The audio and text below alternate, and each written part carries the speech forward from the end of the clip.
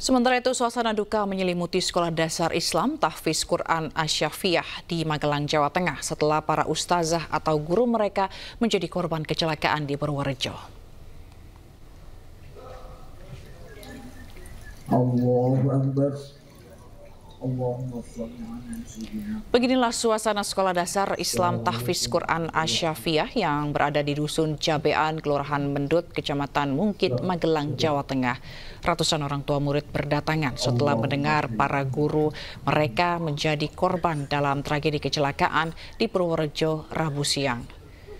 Pihak sekolah dan orang tua murid menggelar doa bersama dan sholat gaib di aula sekolah.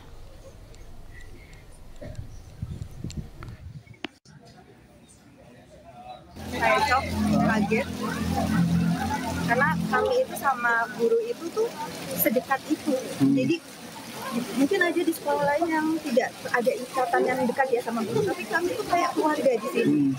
Mereka kalau ada anak-anak di sekolah terkait apa aja itu pasti japri, terus mengingatkan, bahkan sama anak-anak itu selembut itu.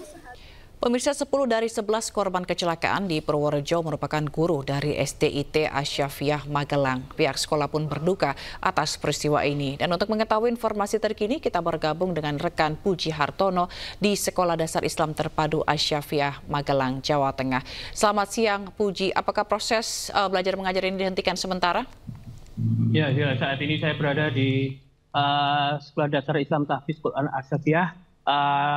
Untuk sementara proses belajar mengajar di sekolah ini diliburkan untuk beberapa waktu yang belum ditentukan karena mengingat 10 dari guru mereka meninggal akibat tragedi kecelakaan di Purworejo. Baik, lalu rekan Puji, apakah memang kegiatan pada saat rombongan guru ini merupakan kegiatan dari sekolah atau seperti apa? Seperti diinformasikan bahwa para guru ini sebenarnya akan melakukan takziah di daerah Purworejo, di mana salah satu dari guru di sini ibunya meninggal. Jadi mereka bersama-sama ke Purworejo untuk melakukan takziah. Tapi sebelum sampai ke lokasi terjadi kecelakaan yang menyebabkan para guru ini meninggal dunia. Baik, lalu guru apa saja mereka, Puji? Dari 10 guru itu berbagai macam guru ya, ada guru Al-Quran, ada guru kelas, ada guru mata pelajaran gitu juga. Sampai kapan proses atau kegiatan belajar mengajar ini akan dihentikan? Dari pihak yayasan tadi yang sempat saya temui, mereka mengatakan untuk sementara waktu belum bisa diinformasikan karena masih fokus terhadap proses dukanya ini, juga. Jadi belum ada kepastian begitu ya, kapan masa berkabung ini akan terus dilanjutkan. Baik, lalu berarti semua guru yang ikut dalam rombongan ini meninggal dunia ya, rekan Puji? Iya, sebenarnya ada sekitar 20-an guru yang berangkat dari sekolah ini untuk melayat gitu ya. Tapi ada 2 mobil ya. Yang satu mobil itu selamat, yang satunya itu mengalami naas gitu. Oke, baik. Lalu apa yang akan dilakukan oleh pihak yayasan terhadap keluarga dari korban yang meninggal ini? Rencananya mereka akan mendapatkan santunan dari pihak Jasa Raja nanti sore ini. Dan hari ini pihak yayasan dan beberapa guru melakukan berkeliling gitu ya ke rumah-rumah korban guru yang mengalami kecelakaan. Oke. Lalu apakah doa bersama atau pengajian misalnya akan dilakukan terus-menerus di sekolah? Ya, tadi saya sempat tanya kepada pengurus bahwa hari ini nanti siang atau sore itu akan hingga beberapa hari ini akan diadakan doa bersama para wali murid yang sekolah di sini beserta pengurus yayasan dan guru-guru di sekolah ini. Baik, berarti semuanya sudah dimakamkan ya? Ya, untuk para 10 korban guru yang di Magelang ini tadi malam sama pagi tadi sudah semuanya dimakamkan, semuanya sudah. Baik, kita akan tunggu bagaimana perkembangannya nanti. Terima kasih rekan Puji Hartono melaporkan langsung dari Magelang, Jawa Tengah. Terima kasih. Nah, pemirsa, 4 jenazah korban kecelakaan maut bus antar lintas Sumatera yang terguling di Padang Panjang, Sumatera Barat dipindahkan ke Rumah Sakit Bayangkara Polda Sumbar. Sementara tim KNKT masih terus menyelidiki penyebab pasti kecelakaan.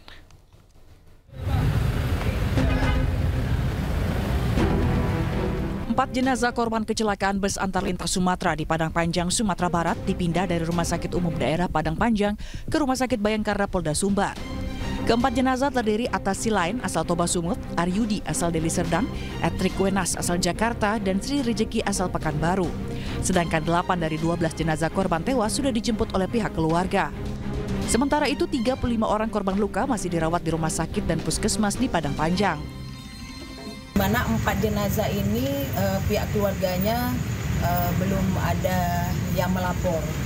Jadi kemungkinan karena di RSUD tidak ada alat pendingin untuk jenazah, maka kami dari pihak Polda Sumbar memperantarai supaya kondisi jenazah tidak semakin memburuk, maka kita bawa ke Rumah Sakit Bayangkara.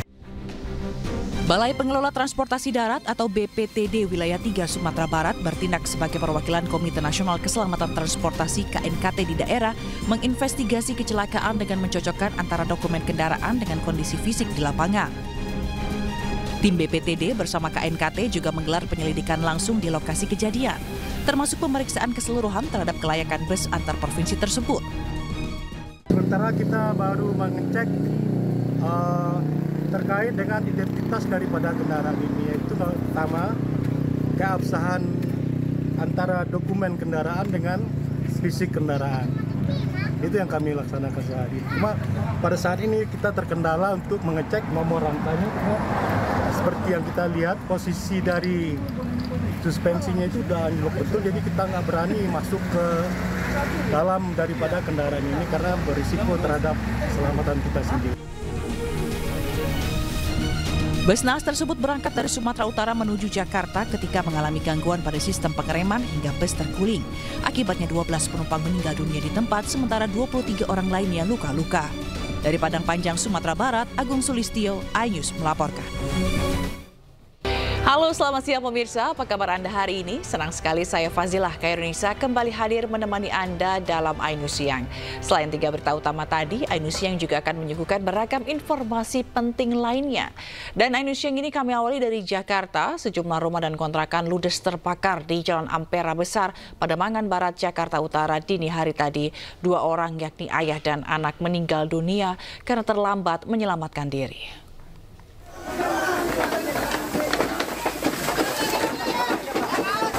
Sampai tangan masih panas. Petugas pemadam kebakaran berjibaku memadamkan kobaran api yang terus membesar di Jalan Ampera Besar, Gang H, Pademangan Barat, Jakarta Utara, Kamis dini hari tadi.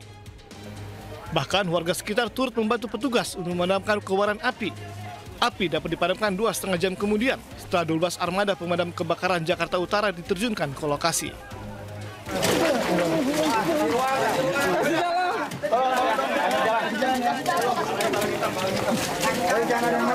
Ada lagi?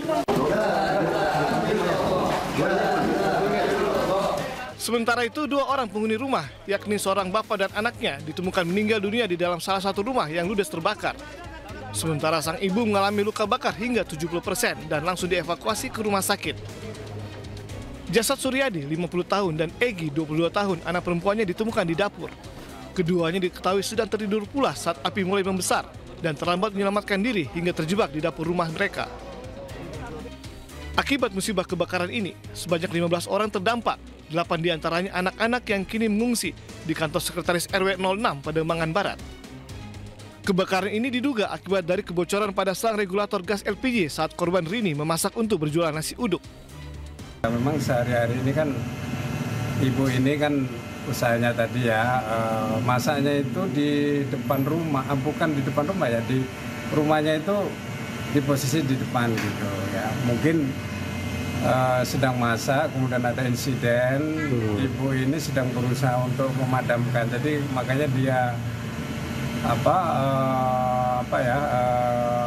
kena luka bakar. Nah, mungkin nggak sempat membangunkan anak dan suaminya.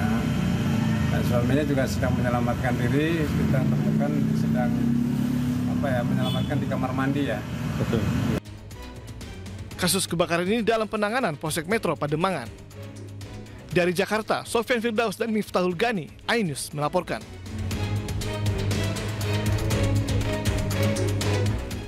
Pemirsa, 11 orang meninggal dunia ketika truk pengangkut pasir menabrak angkutan kota di Kali Jambe, Purworejo, Jawa Tengah. Suasana duka mewarnai kedatangan jenazah korban di rumah duka sebelum dimakamkan.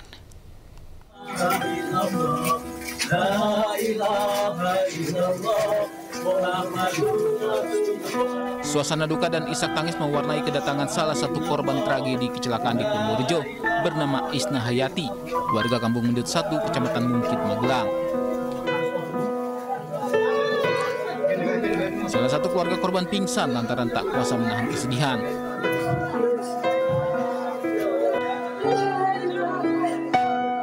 Ibu korban tidak menyangka anaknya menjadi korban kecelakaan tragis tersebut. Di mata keluarga, korban adalah anak yang baik dan sayang kepada orang tuanya.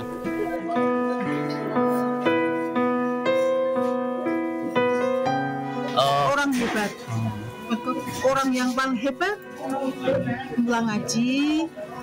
Kalau semua orang sayang, pandai sayangi, membantu saya sangat susah, sedih nggak ada anak saya. Pihak keluarga bersama warga melakukan salat jenazah sebelum kemudian korban dimakamkan di area pemakaman desa setempat.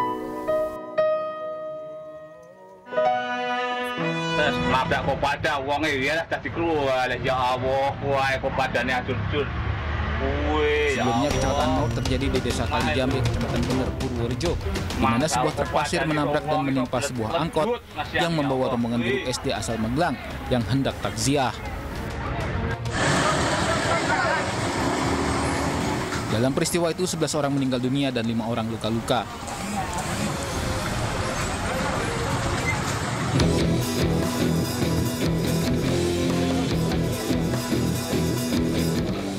Truk tronton yang melaju di jalan menurun dari arah Magelang menuju Purworejo diduga alami remblong hingga hilang kendali dan menabrak angkot di depannya. Truk terguling dan menabrak rumah warga. Dari arah Magelang menuju Purworejo, truk yang sementara diduga mengalami rem yang blok, kemudian menabrak kendaraan angkot yang berada di depannya. Arus lalu lintas di lokasi kejadian sempat macet saat polisi berupaya mengevakuasi truk yang ringsek. Polisi pun kini tengah selidiki penyebab pasti kecelakaan. Dari Purworejo, Jawa Tengah, Jo Hartoyo, iNews melaporkan. Sementara polisi menggelar olah tempat kejadian perkara kecelakaan truk menabrak angkot yang menelan 11 korban jiwa di Purworejo, Jawa Tengah. Hasilnya tidak ditemukan bekas rem di lokasi kejadian.